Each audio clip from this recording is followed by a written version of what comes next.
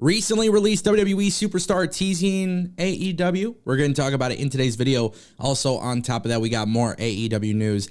MJF has some very interesting words to say about The Miz. Definitely unexpected. Also, on top of that, Scotty Hotty just left NXT. Now he's making an in-ring return. I'm going to tell you guys why I actually think he should come to AEW. It's kind of funny, but I think it would work. Also, if you guys want more videos like this, you already know what to do. Don't forget to click that subscribe button, ring the bell, get notified every single time a new video drops. I'm bringing you the latest news in wrestling. I give you my reaction, my 2 cents, and I want to hear yours. So go ahead and sound off in the comment section down below. Otherwise, let's just kick things off. Scotty Hotty. You might be wondering why I'm even talking about Scotty Hotty. Well, he came out on Twitter and said he's got some very big goals for 2022. He wants to finally wrestle in Mexico, wrestle in Japan, wrestle in front of his kids, wrestle in the UK, and wrestle on national television. Now, guys, that sounds like he wants to work for AEW.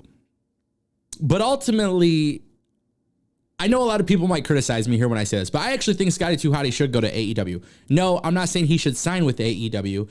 No, I'm not saying Scotty Hotty should have anything more than one match. I think Scotty Hotty should go to AEW and literally get jobbed out because wins and losses matter in AEW.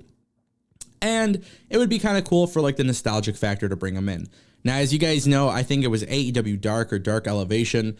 AEW brought in Crowbar from WCW. And again, this was just like a really good way to bring in somebody from the past, but ultimately have them lose. And I think AEW should literally follow suit here. Scotty Hotty clearly is going on like a retirement run. He wants to wrestle in other places. I'm not sure why now all of a sudden he wants to do this, but of course, he left NXT as a coach to do this. And I'm curious to see what he actually does.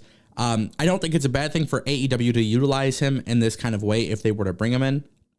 But ultimately, it's a one-off type of thing, and it can't result in a win. It has to result in a loss, and hopefully put somebody else over.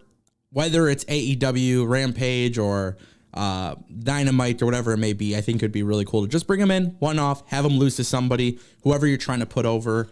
Maybe it's Adam Cole, maybe it's, whoever you want to put Scotty Hotty against. Look, for stuff like this, I'm cool with it because the purpose is to put somebody else over. It's not to overshadow anybody. I'm not saying give him a run, yada, yada, yada. Please don't twist my words. Scotty Hotty should not be signing a contract with AEW or Impact or New Japan or AAA, but having him do one-offs, even if it results in a win or a loss, it doesn't matter. Preferably a loss.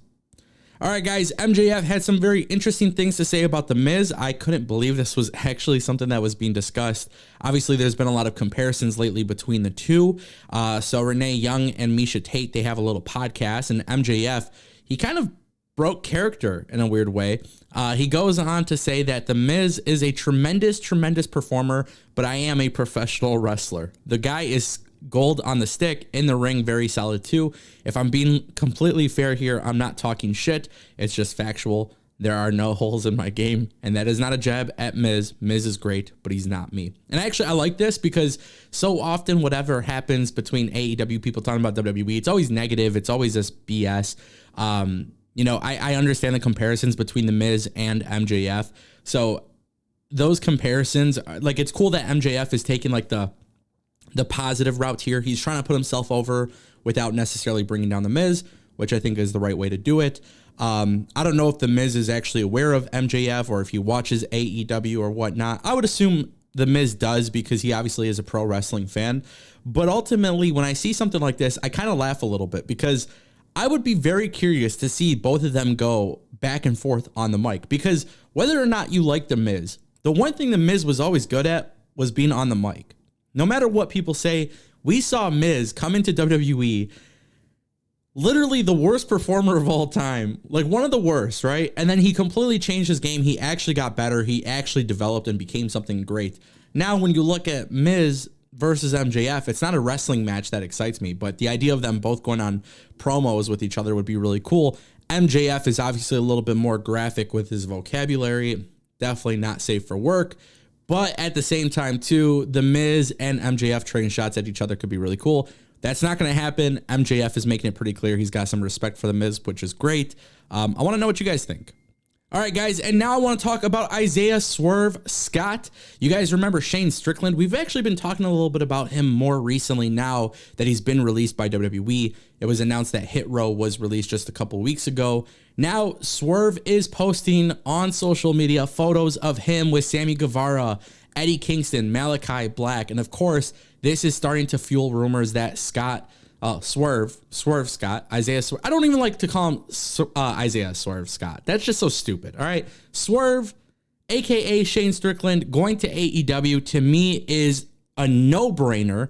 This is something that's actually more favorable than Johnny Gargano and Kyle O'Reilly, in my opinion, because I think Shane Strickland could go to AEW and become a single star.